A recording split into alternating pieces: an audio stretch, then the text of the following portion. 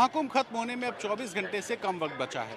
मेला भले ही खत्म हो रहा हो, लेकिन श्रद्धालुओं का रेला खत्म होने का नाम नहीं ले रहा। अब तक 64 करोड़ से ज्यादा श्रद्धालुओं ने संगम में आस्था की डुबकी लगाई है।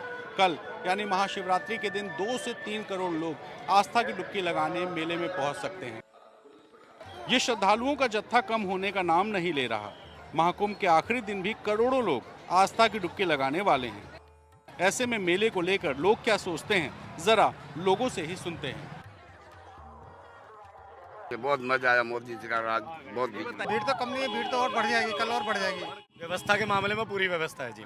जैसा पानी बता रहे थे कितना गंदा हो रहा है, ऐसा हो रहा है, वैसा हो रहा है, ऐसा कोई गंदा पानी नहीं। हमने ऐसा दिखाया था, वो बहुत भीड़ है, बहुत 100 किलोमीटर ज्यादा तक रुकने का जाम है, लेकिन ऐसे कुछ भी नहीं है। 13 जनवरी को शुरू हुआ महाकुंभ बुधवार यानी 26 फरवरी को महाशिवरात्रि के दिन खत्म होने वाला है। सरकार ने 40 से 45 करोड़ लोगों की उम्मीद की थी, लेकिन मेले में 65 करोड़ के आसपास लोगों ने आकर दुनिया में शायद कभी ना टूटने वाला रिकॉर्ड बना दिया। महाकुंभ में कल आखिरी पवित्र स्नान महाशिवरात्रि का होगा। इस स्नान को लेकर आज एक हाई लेवल बैठक हुई, जिसमें कल के पर्व की तैयारी को लेकर चर्चा की गई। महाशिवरात्रि के मौके पर कल 2.5 से 3 करोड़ श्रद्धालुओं के आस्था की पवित्र डुबकी लगाने का अनुमान है।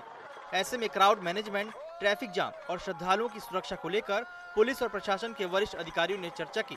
सर्वप्रथम हम लोग के जितने शिवालय हैं, सभी शिवालयों पे विशेष प्रबंध किया गया है और उसके साथ साथ शिवालय में जो भीड़ होगी, अपेक्षित भीड़ होगी, उसके लिए जो शिवालय के प्रवेश द्वार में और शिवालय के एग्जिट के लिए, तो तीनों दृष्टिकोण से, भीड़ प्रबंधन के दृष्टिकोण से, ट्रैफिक के दृष्टिकोण से और सुरक्षा के दृष्टिकोण से सभी शिवालयों में की गई है।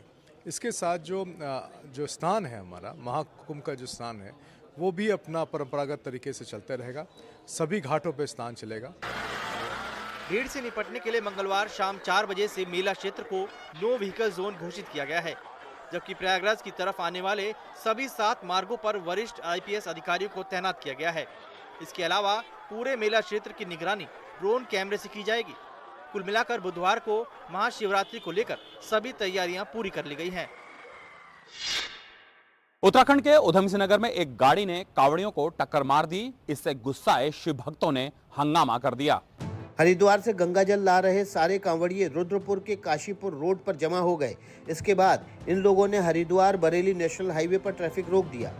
हमारी ये मांग है कि हमें एक साइड जैसे यूपी में बंद कर रखी है, 2 दिन पहले से उत्तराखंड की पुलिस हर बार सोती है क्या? कांवड़ियों के जाम की खबर मिली तो पुलिस पहुंची, तो कांवड़िए किसी की बात सुनने को तैयार नहीं थे। ऐसे में पुलिस की कांवड़ियों से ही नोकझोंक हो गई, जो बढ़ते बढ़ते मारपीट के करीब पहुंच गई। डंडे उठा लिए गए, धक्का मुक्की हुई, लेकिन मारपीट होते होते रह गई। इस बीच सीनियर अफसर मामले को संभालने के लिए कांवड़ियों को मनाने की कोशिश करते रहे। कांवड़ियों का कहना था कि इस तरह के हादसे रोकने के लिए पुलिस प्रशासन से पहले ही महाशिवरात्रि पर काशीपुर रोड पर ट्रैफिक बनवे करने की मांग की गई थी, लेकिन ऐसा नहीं किया गया। बहरहाल कई घंटों तक चले प्रयास के बाद कांवड़िए किसी तरह जाम हटाने को तैयार हुए, तब कहीं जाकर लोगों ने राहत की सांस ली। नई शराब नीति पर CAG की आज रिपोर्ट दिल्ली विधानसभा के पटल पर रखी गई। इस रिपोर्ट में खुलासा हुआ है कि नई शराब नीति से जहां 2000 करोड़ रुपए की चपत सरकारी खजाने में लगी, वहीं शराब की गुणवत्ता भी प्रभावित हुई है। दिल्ली सरकार से संबंधित मंगलवार को दिल्ली की नई सरकार ने वो कैग रिपोर्ट पेश की जिसका वास्ता अरविंद केजरीवाल के समय बनी नई शराब नीति से है। रिपोर्ट में कई अनियमितताओं का जिक्र किया गया और बताया गया कि सरकार को इससे 2000 करोड़ रुपए का नुकसान हुआ है। रिपोर्ट में कहा गया है कि दिल्ली में सरकारी कॉरपोरेशन से बिक्री कम हुई, निजी कंपनी को रिटेल लाइसेंस मिले, शराब बिक्री का कमीशन 5% से बढ़ाकर 12% कर दिया गया, शराब लाइसेंस देने में राजनीतिक दखल और भाई भतीजावाद हुआ, लाइसेंस देने से पहले आर्थिक या आपराधिक कोई जांच नहीं की गई, दिल्ली की शराब की तस्करी को रोकने के लिए कोई ठोस उपाय नहीं थे। ये बात उनको अच्छे से पता थी कि CAG की रिपोर्ट आ रही है और उसमें बहुत बड़ा भ्रष्टाचार हुआ है और ये CAG की रिपोर्ट में आया है कि 2002 करोड़ रुपए का भ्रष्टाचार उसमें जितना मैंने पढ़ा है। इसके अलावा विधानसभा में दूसरे दिन भी आपने भगत सिंह और अंबेडकर की तस्वीर हटाए जाने को लेकर प्रदर्शन किया। दिल्ली विधानसभा में पहले दिन से ही सत्ता और विपक्ष में तकरार जारी है। अभी सिर्फ एक ही रिपोर्ट आई है, जबकि अभी कई और रिपोर्ट आनी बाकी है। 5 महिला सदस्यों का भी विशेष स्वागत है। दिल्ली विधानसभा में आज बहुप्रतीक्षित कैग रिपोर्ट पेश हुई। इस रिपोर्ट में कहा गया कि नई शराब नीति की वजह से दिल्ली सरकार को 2000 करोड़ के राजस्व का नुकसान हुआ। वहीं आम आदमी पार्टी ने इसे गलत बताया। दिल्ली विधानसभा में मंगलवार को शराब नीति को लेकर कैग रिपोर्ट पेश हुई। रिपोर्ट में बताया गया है कि सरकार को 2002 करोड़ के राजस्व का नुकसान हुआ। आम आदमी पार्टी ने कहा, अगर ये नीति सही ढंग से लागू होती तो फायदा होता। तो ये 2000 करोड़ कम रहने के पीछे किसका हाथ है? किसने रोकी इस पॉलिसी की इम्प्लीमेंटेशन? किसने ये 2000 करोड़ का सरकारी खजाना बढ़ने से रोका? इस सीएजी रिपोर्ट के आधार पर उस पर इन्वेस्टिगेशन होना जरूरी है। मुख्यमंत्री कार्यालय से बाबा साहब भीमराव अंबेडकर की तस्वीर हटा दी। आप बैठिए मैडम, बैठिए। भगत सिंह की तस्वीर हटा दी। कैग रिपोर्ट पेश होने से पहले आम आदमी पार्टी ने दूसरे दिन भी मुख्यमंत्री के कमरे से भगत सिंह और अंबेडकर की तस्वीर हटाए जाने को लेकर प्रदर्शन किया। आप विधायकों के नारेबाजी करने पर स्पीकर ने पार्टी के 21 विधायकों को निलंबित कर दिया। उपराज्यपाल के अभिभाषण में इस तरह से ये व्यवहार करना निंदनीय है। इसको सदन ने अपनी स्वीकार्यता दी कार्रवाई के लिए और इसलिए 3 सिटिंग के लिए उनको बाहर किया गया। सर कितने लोगों को किया गया? 21 एमएलए को। दिल्ली विधानसभा में पहले ही दिन से सत्ता और विपक्ष में तकरार जारी है। अभी सिर्फ एक ही रिपोर्ट आई है, जबकि अभी कई और रिपोर्ट आना बाकी है। महायुति सरकार में फिर एक विवाद दिख रहा है। मामला मंत्रियों के निजी सचिवों की यानी पीएस और मुख्य कर्तव्य अधिकारी ओएसडी के नियुक्ति का है। महायुति में बीजेपी और शिवसेना के बीच चल रहे शीत युद्ध के बीच सीएम फडणवीस ने नियुक्तियों को लेकर कड़ा रुख अपनाया है। मुख्यमंत्री ने स्पष्ट कर दिया कि वे इन नियुक्तियों की ईमानदारी से समझौता नहीं करेंगे, भले ही इससे कुछ लोग नाराज क्यों न हों। फडणवीस ने जोर देकर कहा, संदिग्ध पृष्ठभूमि वाले नियुक्ति नहीं किए जाएंगे।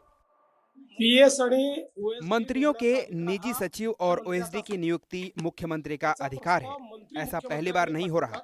अब तक मुझे 125 नाम मिले, जिनमें से मैंने 109 नामों को मंजूरी दे दी है और बाकी नामों को मंजूरी नहीं दी है, क्योंकि उन नामों के खिलाफ जांच चल रही है।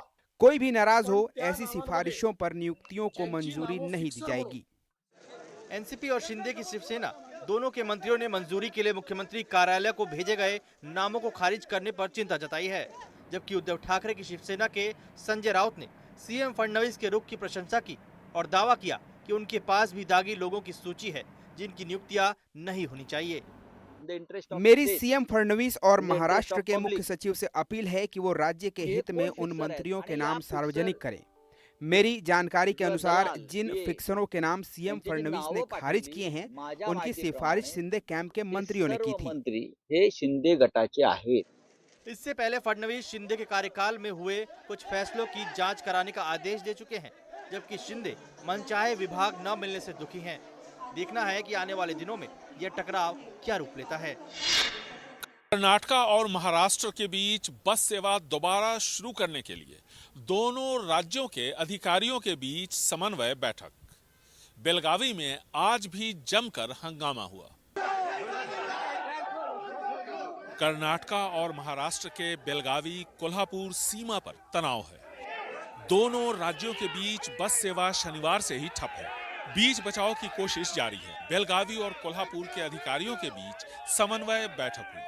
नेता शांति की अपील कर रहे हैं। गृह मंत्री और परिवहन मंत्री शांति बहाल करने का प्रयास कर रहे हैं। दोनों राज्यों के लोग एक दूसरे का सम्मान करते हैं और भाइयों की तरह रहते हैं। इस बीच कर्नाटक के बस कंडक्टर पर हमले के बाद पॉक्सो का मामला दर्ज करवाने वाली लड़की ने इसे वापस लेने की मंशा जताई है। इससे प्रो कन्नड़ा संगठनों का गुस्सा थोड़ा शांत हुआ है। नाबालिग का परिवार पॉक्सो का मामला वापस लेना चाहता है। उनका कहना है कि वो कनाडिगा हैं और प्यार से रहना चाहते हैं। मैंने एसीपी को निर्देश दिया है कि वो आगे की कार्रवाई करें।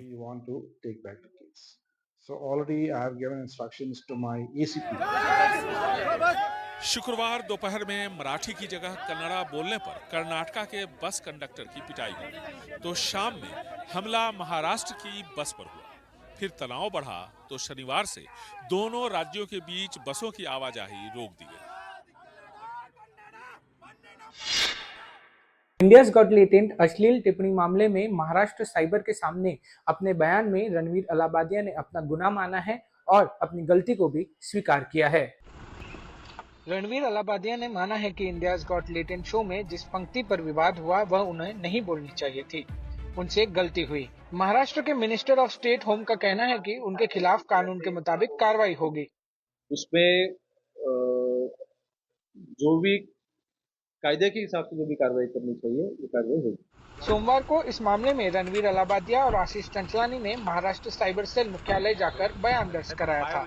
2 घंटे बयान दर्ज कराने के बाद दोनों मीडिया से बचते हुए दिखे। महाराष्ट्र साइबर सेल सूत्रों के अनुसार रणवीर ने पुलिस को बताया कि समय रैना उनका दोस्त है, इसी वजह से वो उस शो में गया था। रणवीर ने ये भी दावा किया है कि उन्होंने शो में जाने के लिए पैसे नहीं लिए थे। रणवीर ने पुलिस को बताया कि यूट्यूबर्स आपसी संबंधों की वजह से एक दूसरे के शो में जाते रहते हैं। देश के फिर एक आईआईटी में एक छात्र ने की आत्महत्या। पहले हाथ का नस काटा और फिर कैंपस के एक भवन से कूद कर दे दी जान।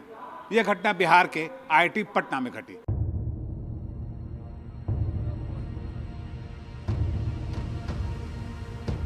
पटना के बिहटा स्थित आईआईटी पटना के कैंपस में 3rd ईयर के कंप्यूटर साइंस एवं मैथमेटिक्स के छात्र ने आत्महत्या कर ली। मृतक का नाम राहुल लावरी था और वो हैदराबाद का रहने वाला था। घटना की जानकारी के बाद स्थानीय पुलिस मौके पर पहुंची और साथ ही आई फॉरेंसिक की टीम। जानकारी के मुताबिक राहुल लावरी ने पहले अपना हाथ काटा और उसके बाद कैंपस के एक ऊंचे भवन के छत से कूद गया। स्थानीय छात्रों एवं कॉलेज प्रशासन के लोगों ने उसे तत्काल पास के एक निजी अस्पताल में भर्ती कराया, जहां इलाज के दौरान उसकी मौत हो गई। इस मामले में कॉलेज प्रशासन चुप्पी साधे हुए है। हालांकि पुलिस का कहना है कि वो इस मामले में पूरी तफ्तीश कर रही है। राहुल के हॉस्टल और क्लास के मित्रों से पूछताछ की जा रही है और ये जानने की कोशिश हो रही है कि किस कारण ये घटना घटी। क्या राहुल ने अपनी जान एकेडमिक प्रेशर के कारण दी या फिर कुछ और ही मामला है। सिर्फ 6 महीने पहले उत्तराखंड के बैडमिंटन स्टार लक्ष्य सेन पेरिस ओलंपिक्स में पोडियम से फिसले तो लगा बैडमिंटन की दुनिया में आसमान टूट पड़ा है। लेकिन दुनिया के हर स्टेज पर बड़ा कारनामा दिखा चुके लक्ष्य सेन के लिए अब बैडमिंटन कोर्ट से भी बड़ी चुनौती जिंदगी के असली कोर्ट में आ गई है, जहां उन्हें खुद को सच साबित करना होगा। 23 साल के अल्मोड़ा के हुनरमंद बैडमिंटन स्टार लक्ष्य सेन पेरिस में सेमीफाइनल तक पहुंचकर पोडियम के सबसे करीब पहुंचने वाले भारतीय पुरुष खिलाड़ी तो बन गए, लेकिन पदक जीतने का इतिहास कायम नहीं कर सके। उनके कोच और मेंटोर प्रकाश पादुकोण ने पेरिस में मैच के फौरन बाद लगभग लताड़ लगाते हुए खिलाड़ियों को अपनी जिम्मेदारी समझने की नसीहत भी दे दी। लेकिन लक्ष्य के लिए कर्नाटक हाई कोर्ट में उनके एज फ्रॉड का केस शायद उससे भी बड़ी परेशानी का सबब है। कर्नाटक हाई कोर्ट ने एक बैडमिंटन खिलाड़ी के पिता एमजी नागराज द्वारा लक्ष्य, उनके भाई चिराग सेन, उनके माता पिता और कोच विमल कुमार पर लगाए गए एज फ्रॉड के आरोप की जांच के लिए आदेश देकर इस स्टार खिलाड़ी की परेशानी बढ़ा दी। मगर खबरों के मुताबिक सुप्रीम कोर्ट ने इस जांच पर फिलहाल रोक लगाकर लक्ष्य को थोड़ी राहत दी है। लक्ष्य को अपनी सफाई में पुख्ता सबूत पेश करने की जरूरत हो सकती है। लक्ष्य प्रकाश पादुकोण अकादमी में 2009 में आए और तब से ही बेहद टैलेंटेड खिलाड़ी के तौर पर जाने जाते रहे। लक्ष्य ने ओलंपिक्स के अलावा world championship, Thomas cup, Commonwealth और एशियन गेम्स सभी जगह मेडल जीते हैं। मगर अब उनके सामने सिर्फ बैडमिंटन कोर्ट ही नहीं, जिंदगी के असली कोर्ट की चुनौती और बड़ी हो गई है।